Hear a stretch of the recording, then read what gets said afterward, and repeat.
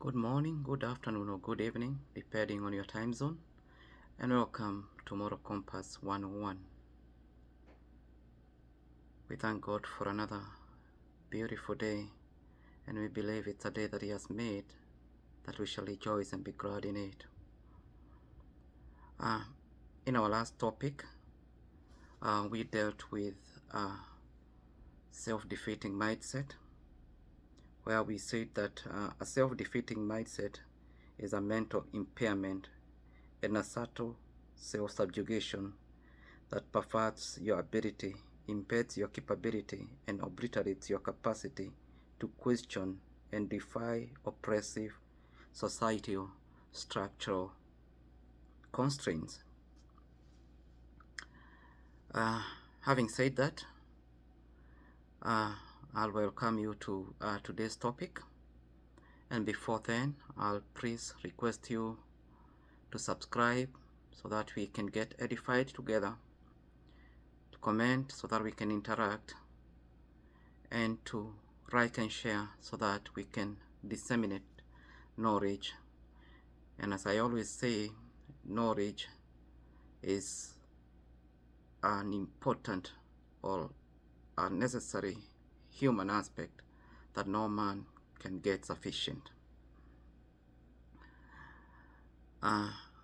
According to Albert Einstein, who is a well-known theoretical physicist of the 21st century, there are three great forces that rule the world.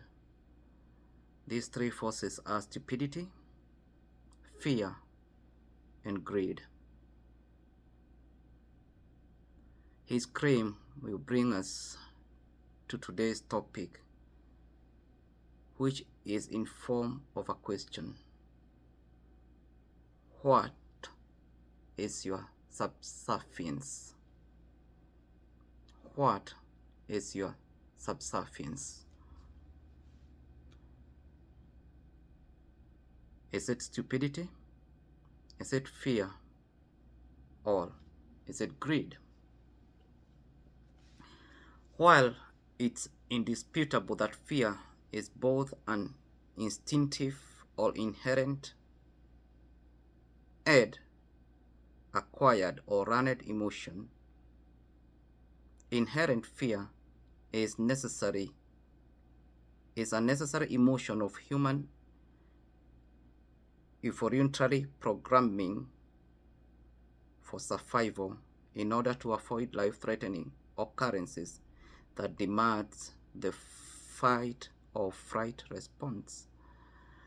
Fear is an inherent, it's both an inherent, you are born with it as a necessity to program you or to help you to avoid the dangerous experiences in your life. But on the other hand, fear is a learned emotion, and the part of fear being a learned emotion is what for the longest have kept so many people in mediocrity, because they are afraid to pursue their purpose in life. They're also afraid to start businesses or to work towards a successful towards a successful life in the aspect of fear of failure. Contrary, while acquired or learned fear may be instigated by prior life experiences, the fear of the unknown triggers performance anxiety, which is not a physical human threat, but rather a social, psychological, and all stereotype threat that's linked to potential embarrassment, external judgment, or negative evaluations. This statement says that the acquired fear or the learned fear, which can be acquired through prior ready for life experiences and the like. Uh, in comparison to the unknown fear brings anxiety, and this anxiety, it has nothing to do with a physical harm, because unknown fear is something that we perceive will happen, but we have not experienced it. So there is no any physical harm or physical danger, but psychological and stereotype threat towards being judged, being embarrassed, or a stereotype kind of mindset. Unfortunately, in order to avoid societal embarrassment, the external judgment, and or the negative appraisal and reprimand for being the odd one out, most people choose to suppress their ability, capability, and capacity, where they compulsively conform to societal conditioning and to societal standardization. The fear to be judged by others, what shall other people say, I'm the odd one out, has kept so many people, stereotyping has kept so many people in mediocrity, in the fear to be judged by the society, where they have times without number conformed to the social norms and the standardization conditioning thereof. While the fear of failure can become maladaptive or dysfunctional to a point of sabotaging your success through hindering risk-taking measures, a greater percentage of antiphobia is not inherent, but rather acquired externally through social structural constraints or social conditioning, which upon your conformity or adherence will dictate your potential and even go further to determine whether you are a failure or a successful individual in life. That, this statement brings us to the understanding that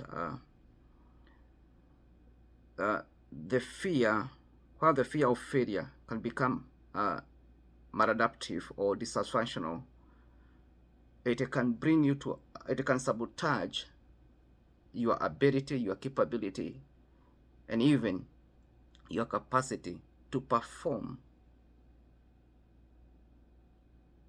or to realize your potential, where you don't have any other choice, but conformity to the social norms will make you surrender and dictate whether you are a successful individual or you're a failure. And that's why I asked, sometimes back, who sets what is normal and what's not? A greater percentage of antiphobia, or the fear of failure, is manufactured fear in form of societal structural constraints, especially from the elites and the ruling class. Whenever you fall into their ulterior motive that ensnares your thoughts and your ideas as being futile, you compulsively approve their falsehood that you are indeed stupid. Remember the three forces, they are virtuous forces. Anyway, they are not virtuous, but they are vicious forces that, according to Albert Einstein, rule the world: stupidity, fear, and greed. Now, when you subject yourself, or you allow yourself to be subjected to the narrative of your incapability, your lack of ability, or your lack of capacity, then you surrender your potential to these elites and the ruling class, and hence they have all the right to label you as a stupid person. That's how the force of stupidity rule the world through subservience to fake narratives of your incapability and inferiority complex that depicts your total lack of assertiveness. With that knowledge thereof, kindly don't be complacent towards your own mediocrity and self-abasement by abetting the elite, the naysayers, and the ruling class in their greed-driven narratives of manipulation. You must always take a proactive stance against any potential exploitation from whatever corners. Otherwise, they will become successful in deeming you to be stupid. So you have the power, you have what it takes to resist all these rebels, But once you submit, once you are subservient to their social norms, their conditioning, you have given them the right or the mandate to label you as a stupid individual, and they shall triumph or succeed with that label. Hence, their right of manipulation. Remember that we said that a self-defeating mindset is your green light that you render the ruling class and the elite a chance to determine or to erode their narrative of inferiority complex mindset over your life. On matters greed, now we have tackled stupidity, we have tackled fear. Now this is the third one. On matters greed, the elite and the ruling class, insatiable greed necessitates them to intentionally establish predatory systems through laws, rules, and regulations that are not only manipulative but also instigate manufactured fear, hence the need of adherence and conformity. Hence your need of adherence and conformity, lest your defiance incriminates you. See, they are greed.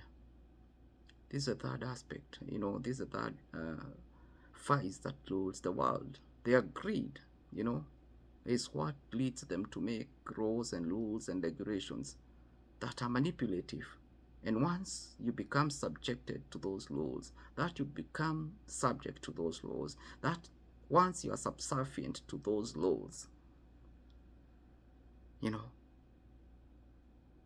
those laws are just nothing but manufactured fear. Once you conform to them, you are adherence to them,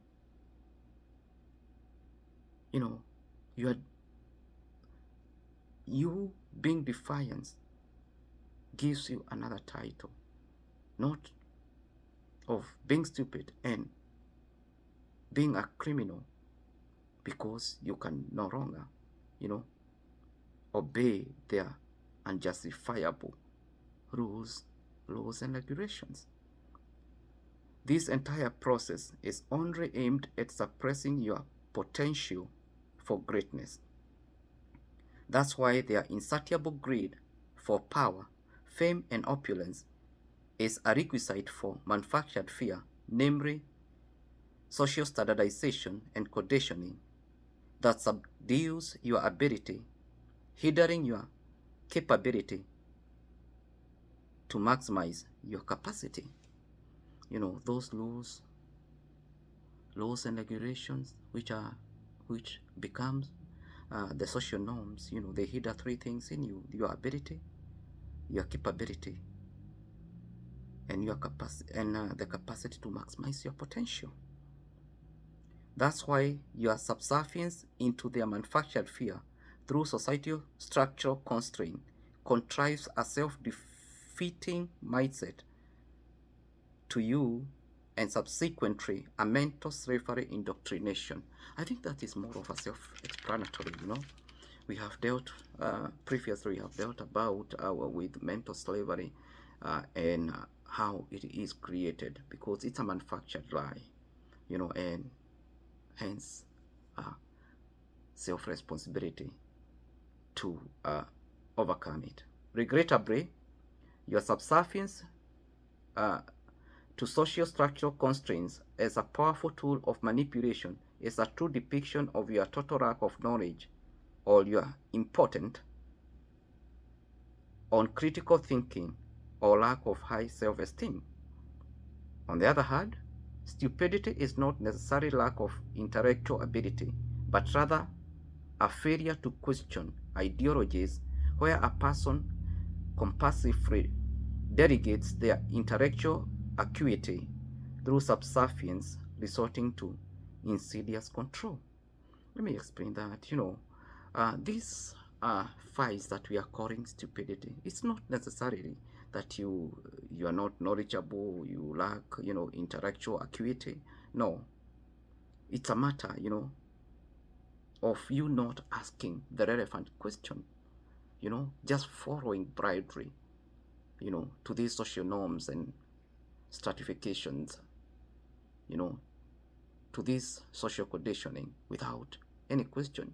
And times without number have previously said that, the greatest lie that has ever been told is not the lie that they tell, but the lie that you tell to yourself that you cannot overcome.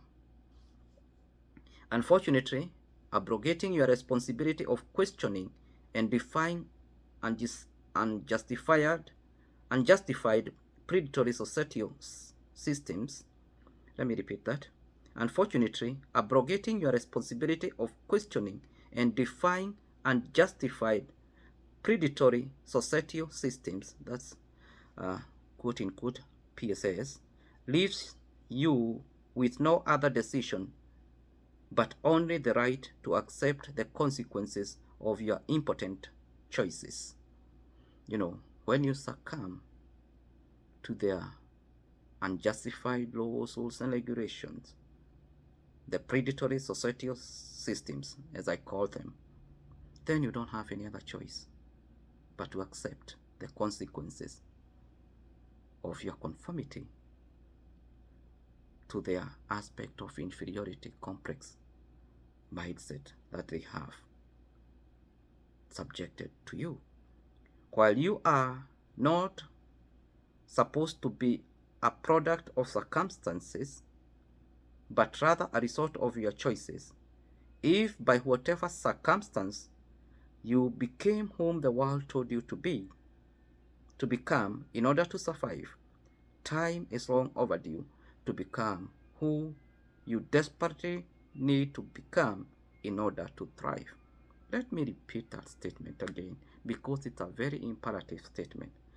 While you are not supposed to be a product of circumstances, but rather a result of your choices, if by whatever circumstance you became whom the world told you to become in order to survive, time is long overdue to become who you desperately need to become in order to thrive.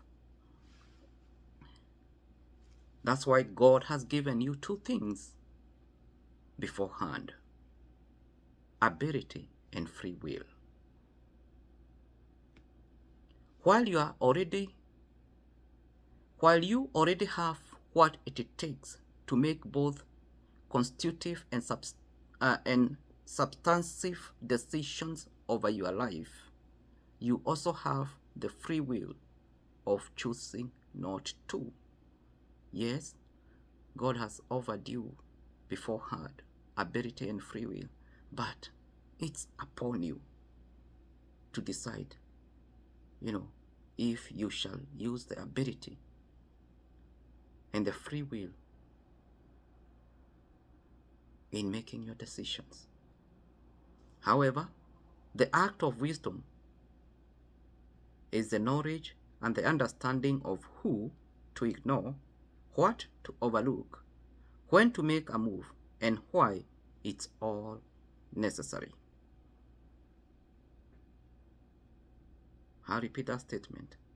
The act of wisdom is the knowledge and the understanding of who to ignore, what to overlook, and when to make a move, and why all these things are necessary.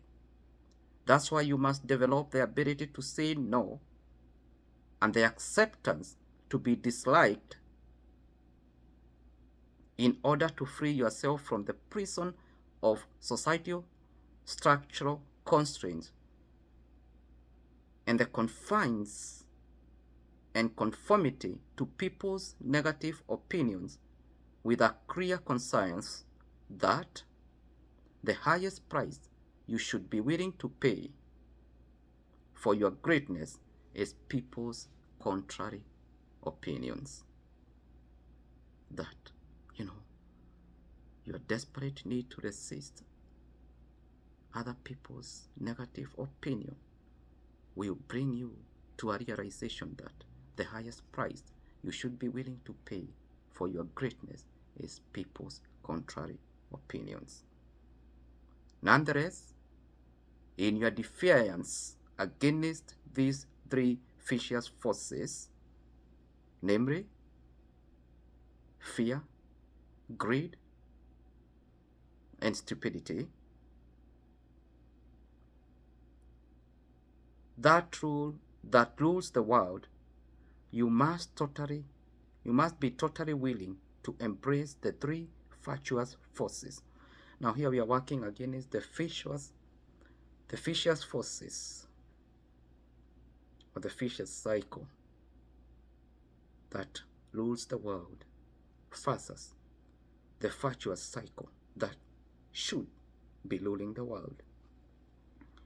So I'll repeat that statement. Nonetheless, in your defiance against these three vicious forces that rule the world, you must be totally willing to embrace the three virtuous forces that are supposed or meant to incorporate both utilitarianism and egalitarianism for equity and equality of humanity, namely wisdom, knowledge, and understanding.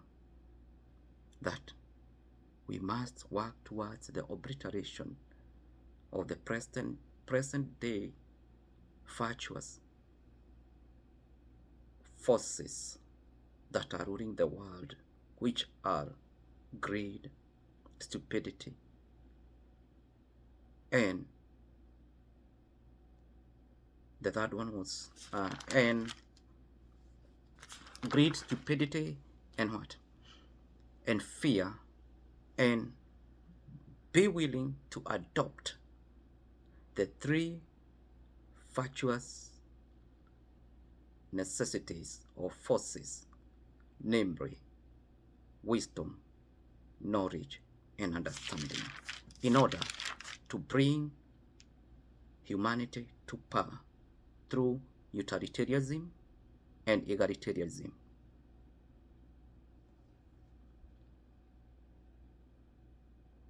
That's what is required of us. We have to labor to achieve wisdom,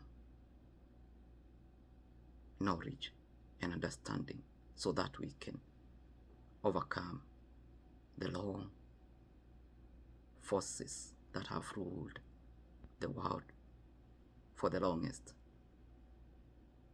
Until next time, please be safe. Blessings and shalom.